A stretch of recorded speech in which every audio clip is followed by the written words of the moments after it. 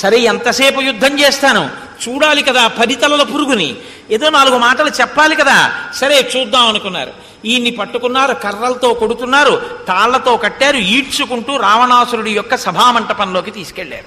విలువన్న వస్త్రం కట్టుకుని, ముత్యాల హారాలు వేసుకుని, స్ఫటికములతో చేయబడిన ఆస్తరణం మీద ఒక ఉత్తమమైనటువంటి ఆసనం మీద కూర్చున్నటువంటి ఆ రావణాసురుణ్ణి చూశారు.